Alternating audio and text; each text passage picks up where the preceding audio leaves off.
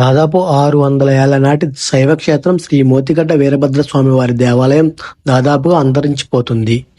ఇంకో 2-3 సార్లు గోదావరి వరదలు తీవ్రంగా వస్తే గనుక ఖచ్చితంగా ఈ ఆలయం నదీ ప్రవాహంలో కలిసిపోయే ప్రమాదం ఉంది.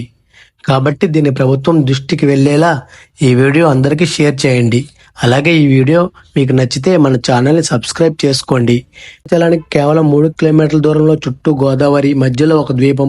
అక్కడ 600 ఏళ్ల క్రితం వెలిసిన శ్రీ వీరభద్ర స్వామి వారి ఆలయానికి సరైన మార్గం లేకపోయినా కొంచెం రిస్క్ చేసి మరీ ఈ వీడియో తీసాము. గోదావరి ప్రవాహం మమ్మల్ని సగం వరకు ముంచింది. అయినా ధైర్యంగా అవతల వరకు నది దాటి వెళ్ళాం. మాకైతే ఈ లొకేషన్ చాలా బాగా నచ్చాయి. పెద్ద పెద్ద సినిమాల్లో ఫారిన్ వెళ్ళి సాంగ్ షూట్ చేస్తారు కదా, మాకు కూడా ఆ ఫీలింగే అనిపించింది. చాలా బాగుంది. చుట్టూ నీళ్లు, పక్షులు, ఈ బండరాళ్ళు, ఏదో మంచి ఫీల్ అయితే కలిగింది. మీరు కూడా సరదాగా ఒకసారి వచ్చి ఈ వాతావరణాన్ని ఫ్యామిలీతో ఎంజాయ్ చేయవచ్చు.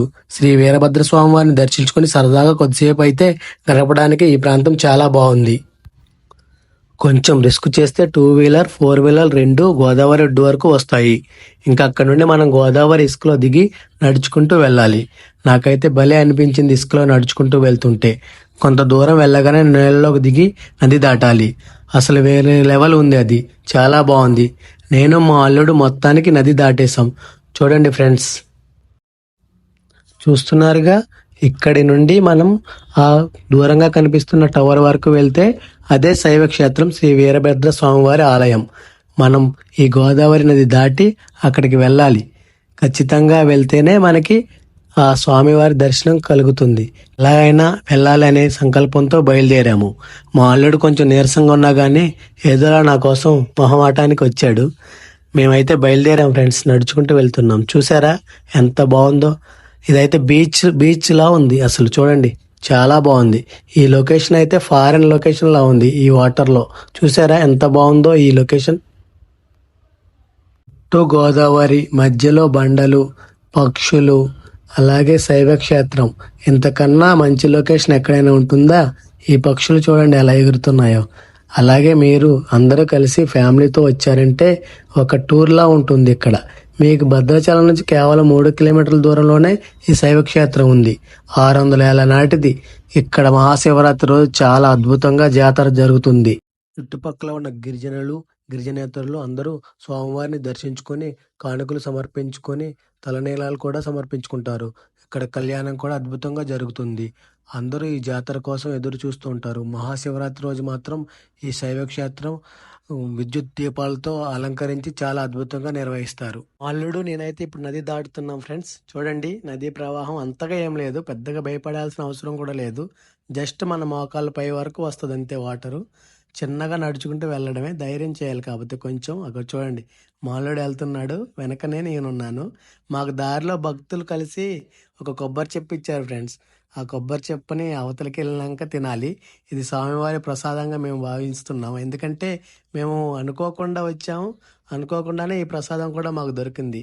కాబట్టి ఆ శివుడి ఇది మా దయ మా మీద ఉందని మేము అనుకుంటున్నాము.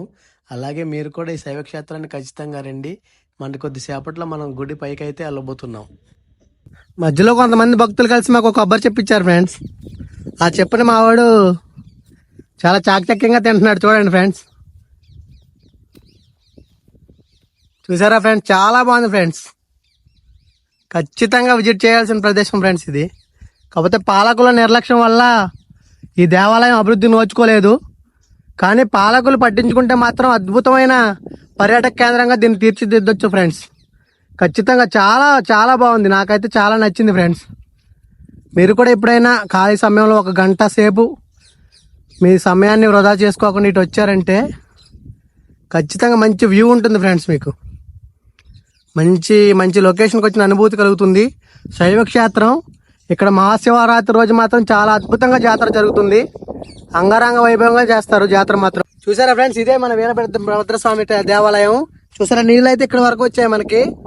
అయినా ధైర్యంగా వచ్చాం ఫ్రెండ్స్. కొంచెం భయం వేసింది మధ్యలో, కానీ ఎలాగైనా ఈ గోదావరి నది ఇదంతా ఈ అందాలు మీకు చూపించాలని ఉద్దేశంతో ఖచ్చితంగా మీరు కూడా ఇది చూడాలని చెప్పేసి ఈ టెంపుల్కి అయితే మిమ్మల్ని తీసుకురావడం జరిగింది. మీరు కూడా ఎప్పుడైనా ఖాళీ ఉన్నప్పుడు రండి ఫ్రెండ్స్, చాలా బాగుంటుంది. సరదాగా వచ్చి పిక్నిక్లా ఉండి భోజనాలు అవి చేసి పిల్లలతో సరదాగా గడపచ్చు ఫ్రెండ్స్. సరే మనమైతే ముందైతే గుడికి వెళ్దాం ఫ్రెండ్స్. ఓకే ఫ్రెండ్స్, చూసారా ఇదే మన మోతిగడ్డ వీరభద్రస్వామి దేవాలయం. మన శివాలయం ఇదే.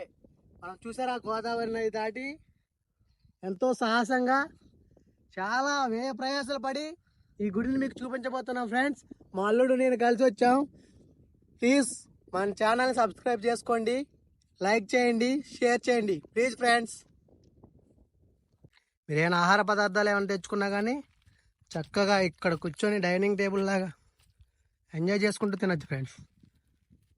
హాయిగా ఆహ్లాదంగా ఎంతమంది వచ్చినా ఏం కాదు ఫ్రెండ్స్. దేవుడి గుడి పరిసర ప్రాంతాలు చాలా శుభ్రంగా ఉన్నాయి ఫ్రెండ్స్. చూసారా ఫ్రెండ్స్ ఎంత పెద్ద రాయో, పెద్ద బండ కొండ అన్నమాట ఇది. ఒక 100 మంది అయినా కూర్చొని చక్కగా భోజనాలు అవి చక్కగా చేసుకోవచ్చు. ఇక్కడికి వస్తే ఒక పిక్నిక్లా స్కూల్ వాళ్ళు కానీ ఎవరైనా కొంచెం ధైర్యం చేస్తే చాలు ఫ్రెండ్స్. వాటర్ కూడా పెద్ద ఏం లేవు మనకి ఒక బొడ్డు వరకు మునుగుతుంది అంతే. చెస్ట్ వరకు, చిన్నపిల్ల అయితే చెస్ట్ వరకు మునుగుతుంది అంతే. ఒక రోప్ లాంటి సహాయంతో ఖచ్చితంగా రావచ్చు పైకి. అసలు భలే ఉంది ఫ్రెండ్స్. చుట్టూ గోదావరి, మధ్యలో శివాలయం.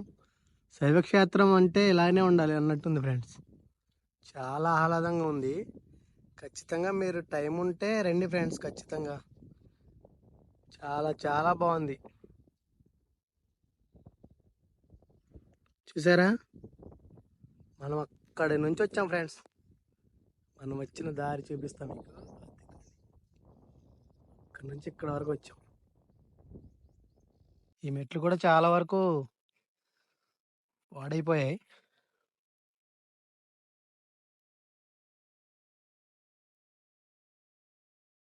సరైన సదుపాయాలు లేక, పట్టించుకునేవారు లేక ఇలా ఆలయం శిథిల వ్యవస్థకు వస్తుంది.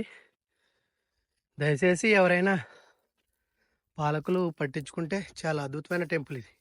మొత్తానికైతే మనం గుడి పైకి చేరుకున్నాం ఫ్రెండ్స్. చూడండి, ఇది బ్రిటిష్ వారి కాలంలో కట్టారు ఫ్రెండ్స్. ఇప్పటికి కాదు, ఇది చాలా పురాతనమైన శివాలయం ఇది. అయితే ఆయాసం బాగా వచ్చింది. మా అల్లుడు కూడా పడిపోయాడు ఫ్రెండ్స్ పక్కనే.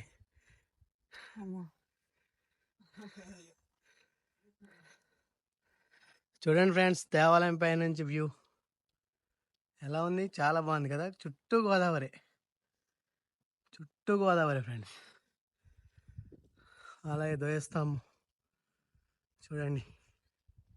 మనం ఆలయ పై భాగం చేరుకోగానే మొదటగా మనకు దర్శనమిచ్చేది గణపతి. చూడండి, గణపతి దేవాలయం. ఇది అమ్మవారి విగ్రహం.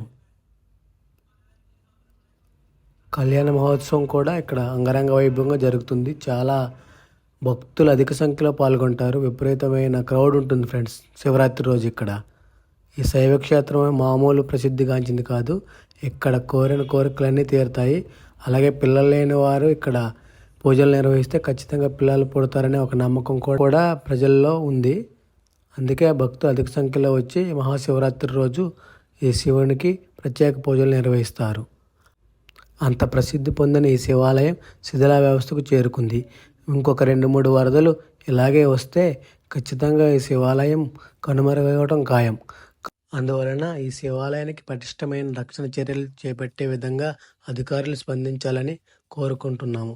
అలాగే ఇంత ప్రసిద్ధిగాంచిన ఈ శివాలయాన్ని కనుమరుగవ్వకుండా వరద తాకిడి నుంచి రక్షించే విధంగా తగు చర్యలు తీసుకునే వరకు ఈ వీడియో షేర్ చేయండి. ఈ వీడియో మీకు నచ్చినట్లయితే మా ఛానల్ని సబ్స్క్రైబ్ చేసుకోండి ఫ్రెండ్స్.